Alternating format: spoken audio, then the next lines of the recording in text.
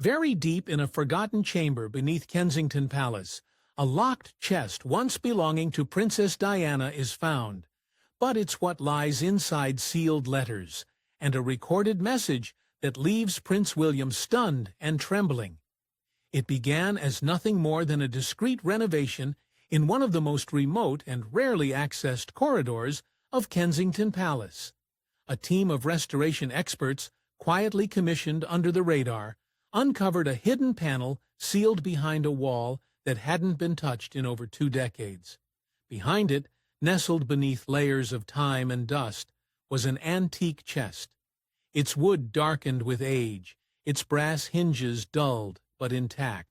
The initials DS were engraved in elegant cursive on the top, flanked by an unfamiliar insignia that bore an eerie resemblance to Charlotte's birth date woven in Roman numerals.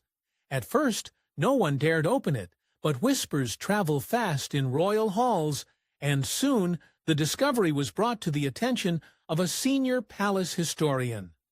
When he arrived to examine it, his face turned pale. He recognized the signature immediately. He warned that whatever was inside could shatter carefully preserved royal narratives. This wasn't a mere keepsake box. This was a time capsule, sealed deliberately, hidden deliberately, and forgotten deliberately.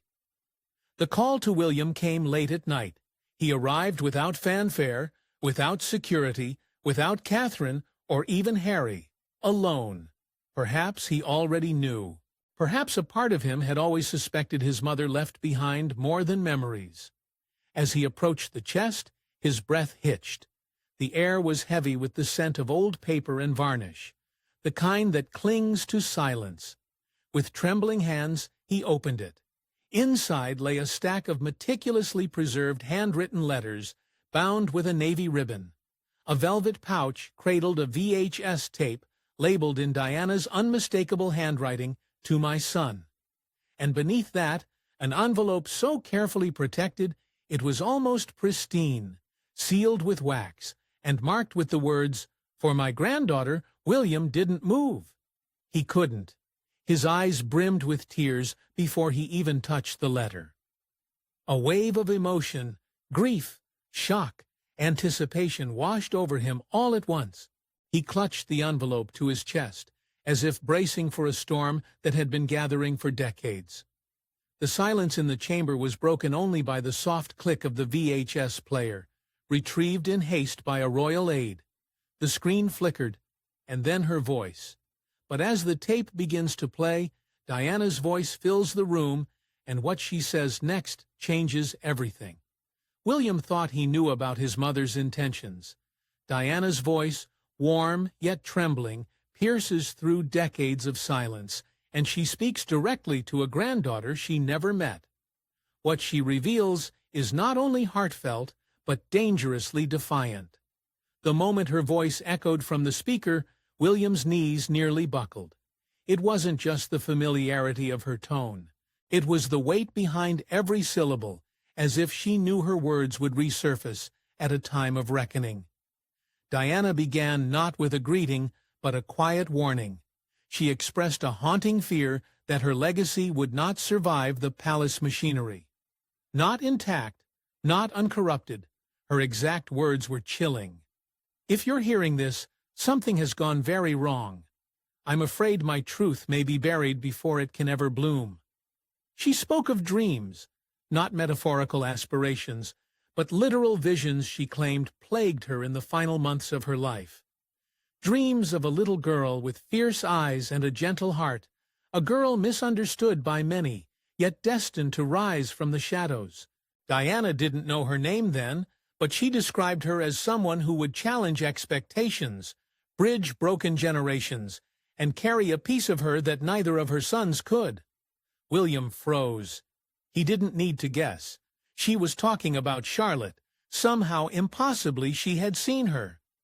The recording turned darker, her voice tightening as she cautioned against a woman who wears the crown but lacks the soul to carry its weight.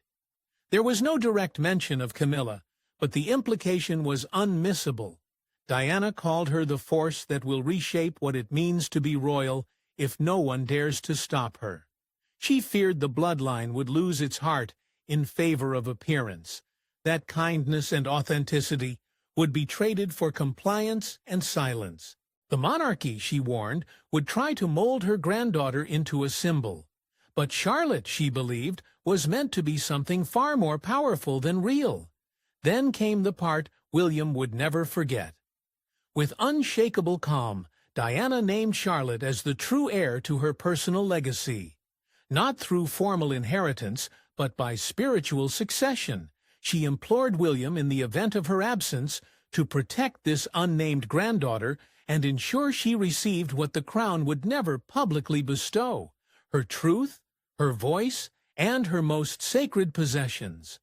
Among them, Diana described a tiara, her favorite one meant for the day she'll lead, not with a title, but with conviction. William couldn't hold back any longer. He clutched the tape recorder, tears streaming down his face, his shoulders shaking. The pain of losing her all over again mixed with the crushing realization that he now bore the responsibility of fulfilling a wish that could ignite a royal firestorm. This wasn't just a message from a grieving mother. It was a call to rebellion, carefully tucked inside a mother's love letter to a future she'd never see. But Diana's final words point to something far more controversial: an internal war brewing within the monarchy, and a woman she feared would stop at nothing to silence Charlotte's future. Camilla may have taken Diana's crown, but what if she's also tried to erase her legacy from within the palace walls? As the weight of Diana's message settles over William like a thundercloud, memories long buried claw their way back to the surface. He remembers the days leading up to his wedding, when Diana's belongings were quietly presented for review. It was a moment that should have been reverent, sacred, but Camilla had dismissed it all with a cold practicality that now echoes like a warning bell. She called the artifacts remnants of a different time and questioned their relevance in a modern monarchy. William, eager to maintain peace, had said nothing then, but now he wonders, was that indifference just the surface of something far more calculated? Behind palace doors, rumors have always whispered like wind through old corridors, but now those whispers return with sharper teeth. Trusted aides speak of subtle manipulations by Camilla pressuring Charles to either store or outright auction pieces of Diana's collection. The rationale was always the same: preserve the dignity of the crown, make space for the future. Yet it was clear to those watching closely that it wasn't space Camilla wanted. It was erased. One tale once dismissed as gossip now haunts William. Years ago, a royal archivist claimed a letter addressed to my future granddaughter had mysteriously vanished from the royal vault. At the time, it caused barely a ripple, but with the discovery of the hidden chest, the puzzle begins to form a picture. The sealed envelope inside, marked with Diana's handwriting, includes a chilling detail of Camilla's name, violently scratched out in thick ink. Beneath it, 5 damning words: "She must never wear this." Suddenly, everything shifts. Catherine, too, once raised questions. She had asked about a sapphire pendant, a piece Diana was known to treasure, one that mysteriously disappeared without record. No explanation had ever satisfied her, but she had let it go, assuming protocol had swallowed sentiment as it always did. But now, William can no longer ignore the trail of absences, the missing items, the altered records, the deliberate distancing from Diana's memory. This is no coincidence. It is a pattern of slow, strategic dismantling of a legacy that threatened to outshine the present monarchy. Now, William stands at a crossroads. Does he bow to the demands of royal continuity? Or does he honor the sacred wish of the woman who gave him everything? The institution demands silence, but his mother demands the truth. His duty as a prince collides with his love as a son, and the fracture is tearing him in two, still reeling from the tape, from the letter, from the accusations etched in ink. He knows one thing: he can no longer play the part of the obedient heir, But before William can act, palace aides deliver another shock.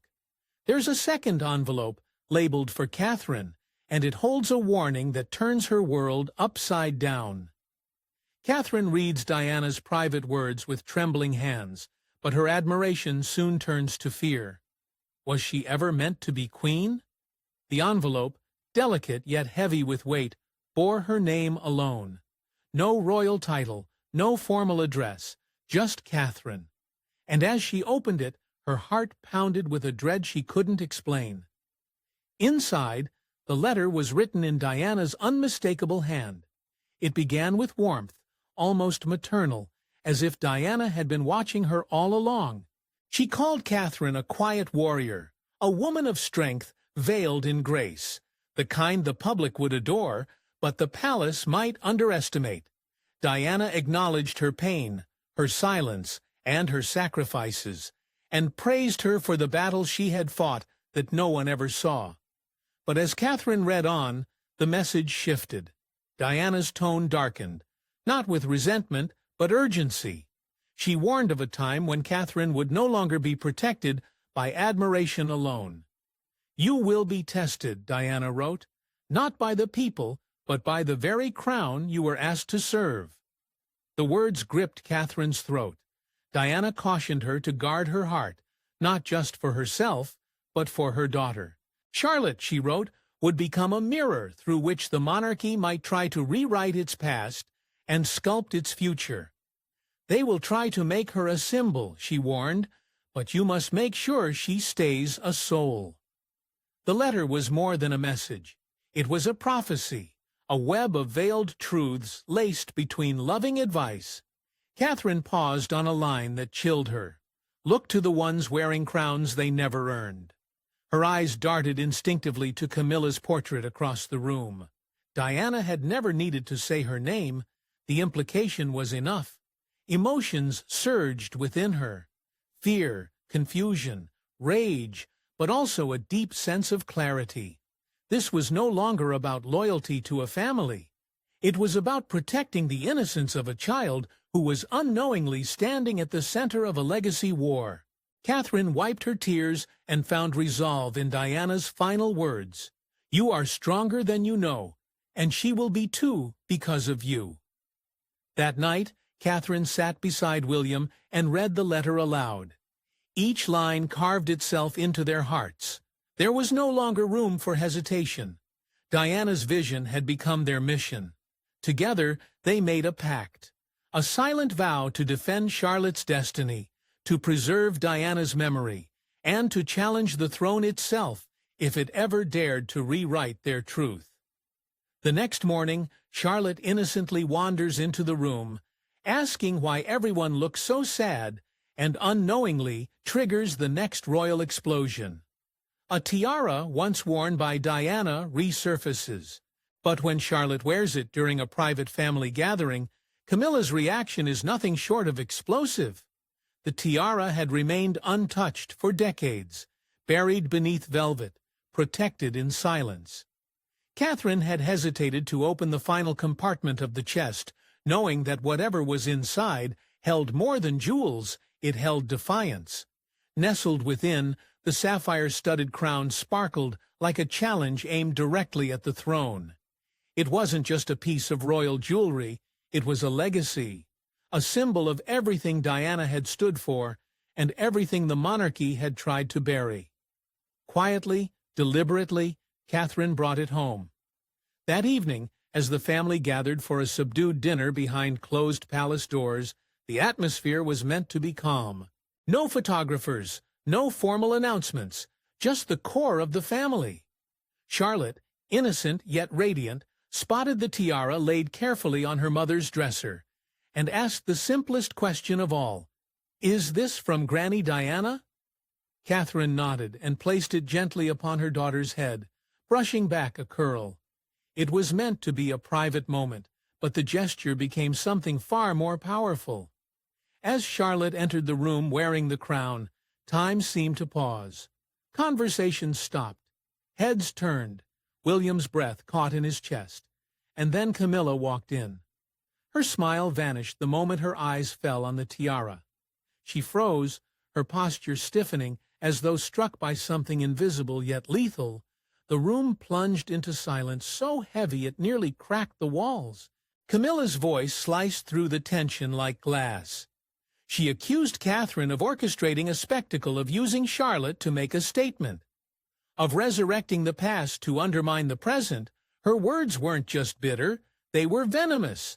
She labeled the moment as political theater, a deliberate act of rebellion. Catherine remained composed, but William had heard enough. For the first time in years, his voice rang out with thunderous conviction. He ordered Camilla to leave, not as a prince of the realm, but as Diana's son. The room didn't just fall quiet, it shattered. Later that night, royal correspondents began murmuring of renewed tensions between Camilla and the Wales household. Anonymous sources described a deeply uncomfortable scene during dinner, and noted that something long buried had been brought violently back to the surface. Social media exploded with images of Diana's tiara, though none had been released.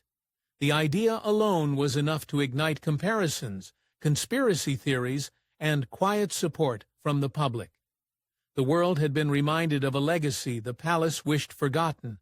But what the press doesn't know is that William has already taken the next step, an emergency meeting with King Charles that could tear the family apart.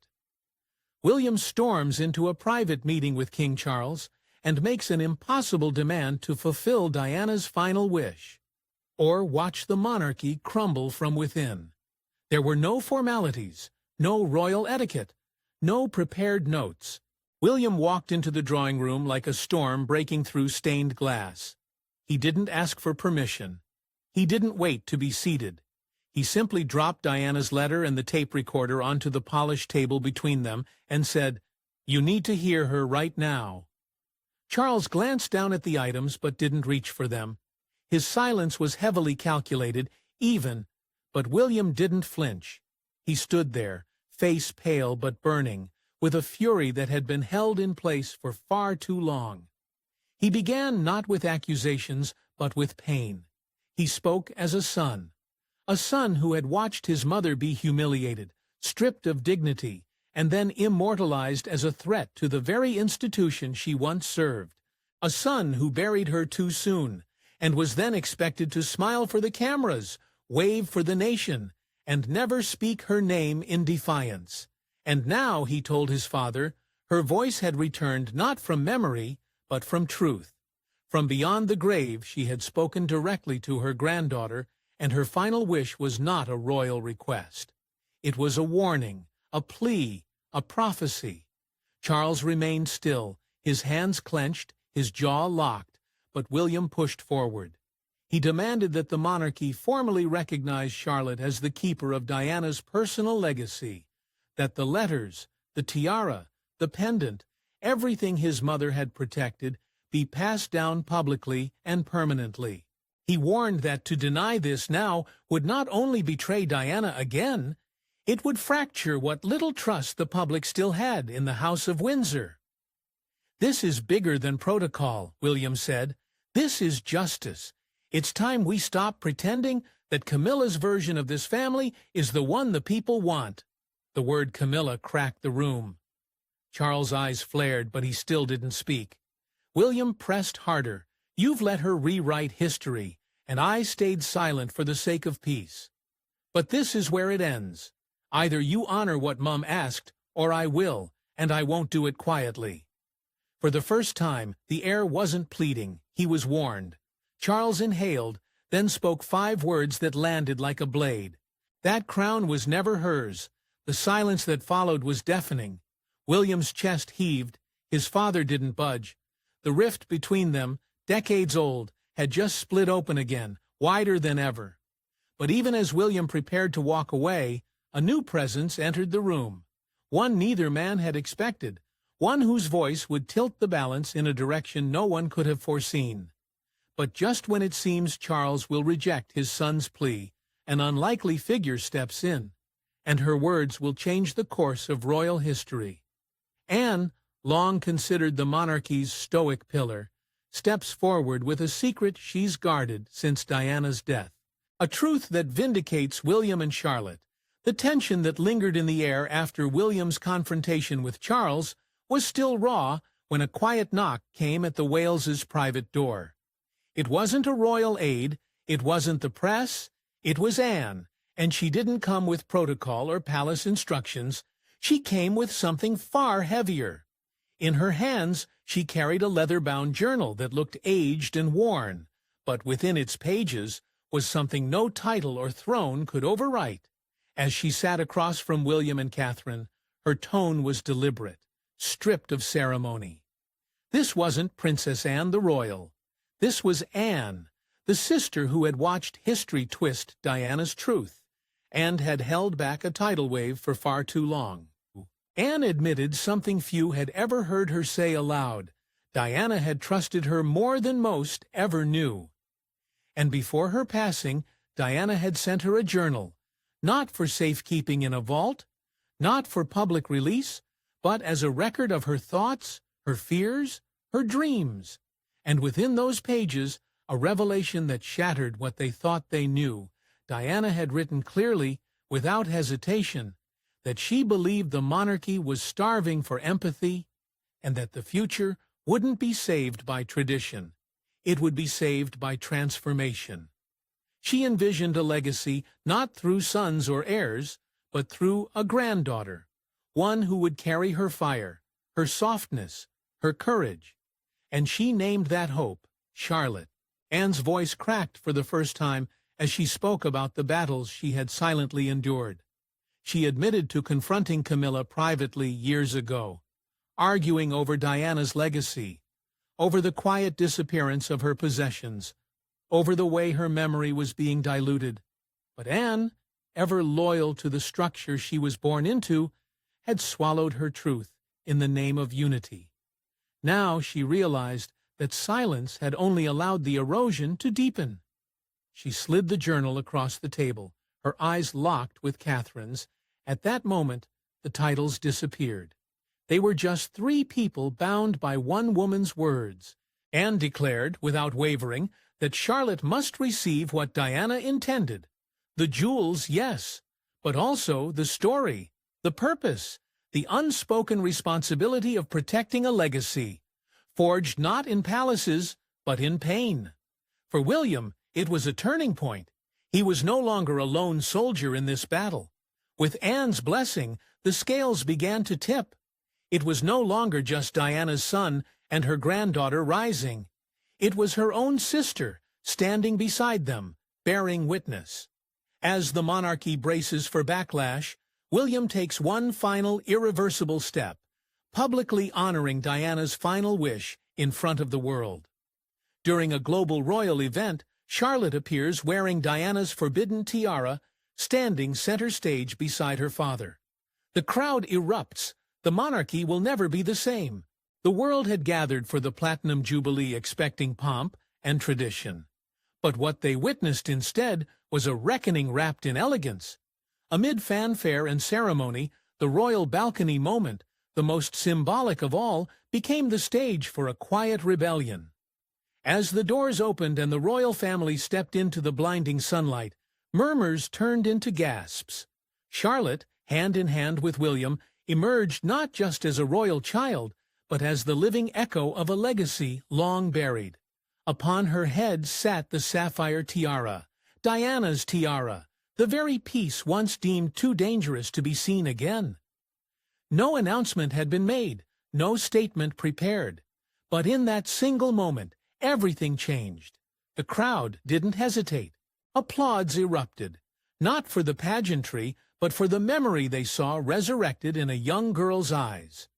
Social media exploded in real time, with photos circulated across the globe, with captions like, "Diana Reborn. The crown's reckoning and the future has arrived." News anchors fought back emotion as they narrated the moment. For the first time in decades, the public saw a royal statement, not made with words, but with truth, history, and inheritance. Charlotte stood tall beside her father and mother, not as a pawn of monarchy, but as a continuation of something the world had never stopped mourning. Camilla, hidden behind the curtain, watched it unfold in silence. She had been noticeably absent from the main balcony photo. Officially, it was said to reduce crowding. Unofficially, it was everything she feared. Her grip on the public's sympathy fractured in a single image. The Queen's portrait, hanging solemnly in the background, cast an unintentional blessing on the moment. Her gaze set gently behind William and Charlotte, as though acknowledging the return of something sacred. And then William stepped forward. For the first time in a royal event since her death, he spoke Diana's name. His voice was steady, but every word carried the weight of years spent in silence. Today, he said, we honor not just a jubilee, but a promise to protect the light of those we've lost, and to pass their strength forward. My mother, Diana, dreamed of this day, even if she didn't live to see it. She believed the future would one day be shaped by love, not protocol. That future stands beside me today. The palace, under pressure to respond, issued a statement within hours. It was brief, but historic. It confirmed that Princess Charlotte had received a selection of personal heirlooms once belonging to Diana by the explicit request of the family. The tone was respectful, but the subtext was clear. The institution had yielded, even if reluctantly. But even in triumph, William knows the war isn't truly over, and what lies ahead could test Charlotte in ways no child should ever face. As the world watches Charlotte rise into the spotlight, the question remains, can she carry the weight of her grandmother's shadow without breaking beneath it? In the days following the balcony appearance, as tributes flooded in, and Diana's name once again took center stage in headlines around the world, William and Catherine found themselves confronting a new kind of fear, not for themselves, but for the little girl at the center of it all. They had made a choice, a bold one, and now they would have to protect the path they'd set in motion. Behind closed doors, they made a solemn vow to raise Charlotte not as a symbol, but as a soul, to teach her to lead with heart, with courage, with the quiet strength Diana once dreamed of, but never got to see flourish. They would give her the tools to survive not just the public adoration, but the weight of expectations hidden behind palace walls. But as they stood beside their daughter, factions were already forming within the corridors of power. Some whispered of a new future, one where Charlotte could modernize the monarchy with grace and empathy. Others viewed her rise as a threat, a disruption of carefully preserved hierarchies. Old guards murmured about precedent, bloodlines, and proper roles. The war Diana had warned of hadn't ended, it had only changed form. And Charlotte, though unaware, was now its focal point. One afternoon, after hearing her name once again mentioned on the news, Charlotte turned to her mother and asked a question that cut through the tension like a blade. Why does everyone keep talking about Granny Diana? Catherine knelt beside her and chose her words carefully. Because you're the reason she never gave up, she whispered. Because when she felt most alone, she believed someone like you would come. Later that week, in an unpublicized visit, William took Charlotte to Althorpe, the place where his mother rests. There, with hands still small and eyes full of quiet curiosity, Charlotte placed a replica of the sapphire tiara at the base of her grandmother's tombstone. William didn't speak. He simply watched as a new chapter silently sealed itself. The image of Charlotte looking up at him, full of hope and trust, became a moment neither of them would ever forget. It wasn't just an act of remembrance, it was a handoff, a sacred one. And as the sun sets over Althorpe, one thing is clear.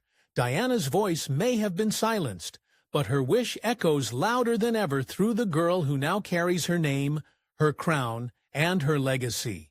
Thanks for watching. Don't forget to like and subscribe, and we will see you in the next one.